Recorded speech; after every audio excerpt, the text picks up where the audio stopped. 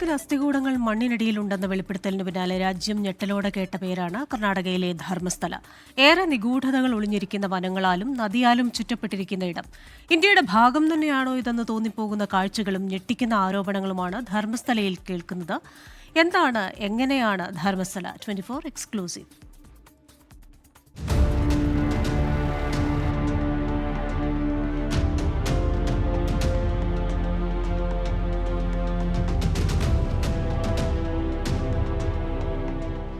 ഒരു ക്ഷേത്രത്താൽ ചുറ്റപ്പെട്ട മനോഹരമായ ഗ്രാമം, നാനാദിക്കുകളിൽ നിന്നും ദിനേനെ ഭക്തരെത്തുന്ന പുണ്യസ്ഥലം. ഒരാഴ്ച മുൻപ് വരെ ധർമ്മസ്ഥലയെക്കുറിച്ച് കേട്ടതും വായിച്ചതുമൊക്കെ ഇങ്ങനെയാണ്.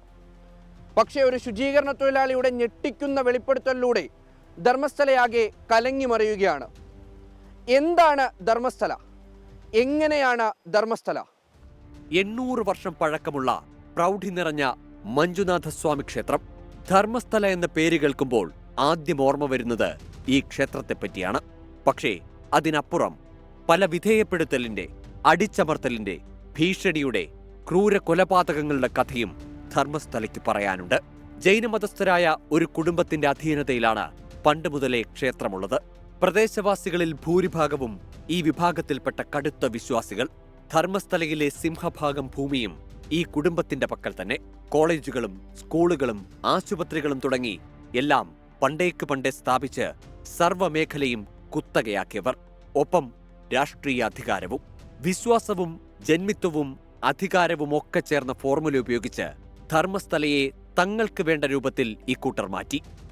മംഗലാപുരത്ത് നിന്ന് 74 കിലോമീറ്റർ സഞ്ചരിച്ചാൽ ഉജൈറിലെത്തും. ഉജൈറാണ് ധർമ്മസ്ഥലയിലേക്കുള്ള കവാടം. മറ്റൊരർത്ഥത്തിൽ പറഞ്ഞാൽ നിഗൂഢതകളൊക്കെയും ഒളിഞ്ഞിരിക്കുന്ന കേന്ദ്രത്തിലേക്കുള്ള വാതിൽ ദേ ഇതാണ്. ഈ വാതിലിനിപ്പുറം വരെ ഒരു നിയമവും ഇതിനപ്പുറത്തേക്ക് അലിഖിതമായ മറ്റൊരു നിയമവുമാണ് വാഴുന്നത്. ചുരുക്കി പറഞ്ഞാൽ ധർമ്മസ്ഥലയിൽ എന്ത് നടന്നാലും ഈ കൂട്ടർക്കറിയാം. അല്ലെങ്കിൽ അവർ ആഗ്രഹിക്കുന്നത് മാത്രമേ ഇവിടെ നടക്കുകയുള്ളൂ. ധർമ്മസ്ഥലയിലേക്ക് ഒരാൾ കടന്നാൽ ഈ വിഭാഗത്തിന് കൃത്യമായി വിവരം നൽകാൻ ഒരു വലിയ നെറ്റ്വർക്ക് തന്നെയുണ്ട്. ചെറുകിട കച്ചവടക്കാർ, ലോഡ്ജ് ഉടമകൾ, ഓട്ടോറിക്ഷ, ടാക്സി തൊഴിലാളികൾ തുടങ്ങി ആ സംഘം വളരെ വലുതാണ്. ഡി കമ്പനി എന്ന് ഇവരെ വിളിക്കാം. തങ്ങൾക്ക് താല്പര്യമില്ലാത്തതൊന്നും ധർമ്മസ്ഥലയിൽ അനുവദിക്കില്ലായിരുന്നു ഈ സംഘം. ക്ഷേത്രത്തിന് സമീപം ടാക്സിയും ഓട്ടോറിക്ഷകളും പാർക്ക് ചെയ്യാൻ ഡി സ്റ്റിക്കർ പതിച്ചവർക്ക് മാത്രമാണ് ഈ പ്രബല വിഭാഗം ഇന്നും അനുമതി നൽകിയിട്ടുള്ളത്. ഇവരിലെല്ലാവരും മാസത്തിലൊരിക്കൽ രാത്രി ക്ഷേത്രത്തിന് കാവലായി നിൽക്കണം. ರಾತ್ರಿയിൽ ಸಂಭವಿക്കുന്നದೆಂದು ಇವರು അറിഞ്ഞിരിക്കണമെന്ന് ತಿಟ್ಟೂರಂ. ಸಾವಿರಾರು, ಅದು ಎಷ್ಟು ಸಾವಿರ ಇದೆ ಅಂತ ಹೇಳಲಿಕ್ಕೆ ಬರಲಿಕ್ಕಿಲ್ಲ. ಆದರೆ ಯಾವುದೇ ಕೇಸ್, ಯಾವುದೇ ಸರ್ಕಾರ ಬರಲಿ, ಯಾವುದೇ ಗೌರ್ಮೆಂಟ್ ಬರಲಿ, ಯಾವುದೇ ಪೊಲೀಸ್ ಆಫೀಸರ್ ಬರಲಿ, ಯಾವುದೇ ಕಾನೂನು ಧರ್ಮಸ್ಥಳಕ್ಕೆ ಲಾಗು ಆಗುವುದಿಲ್ಲ. Republic of Dharmasthala. സാമ്പത്തികമായി പിന്നാക്കം നിൽക്കുന്നവരെ വട്ടിപ്പലിശയ്ക്ക് പണം നൽകി കയ്യിലെടുക്കാനും ഇവർക്ക് കഴിയുന്നുണ്ട്.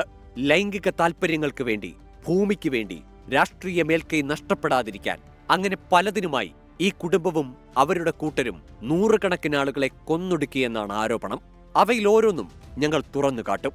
ഈ സംഭവങ്ങൾക്കൊക്കെ ശക്തി പകരുന്ന വെളിപ്പെടുത്തൽ തന്നെയാണ് മുൻ ശുചീകരണ തൊഴിലാളി നടത്തിയിരിക്കുന്നത്.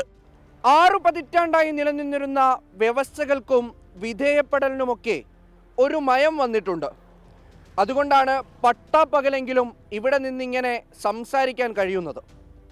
പക്ഷേ ഇപ്പോഴും ഭീതിയിൽ കഴിയുന്ന അനേകായിരം പേർ ഇവിടെയുണ്ട്. അതിനൊക്കെ തക്കതായ കാരണങ്ങളുമുണ്ട്. ക്യാമറമാൻ ശ്രീകാന്ത് ഗൗരീശപട്ടത്തോടൊപ്പം ധർമ്മസ്ഥലയിൽ നിന്നും മുഹമ്മദ് റഹീസ്, 24.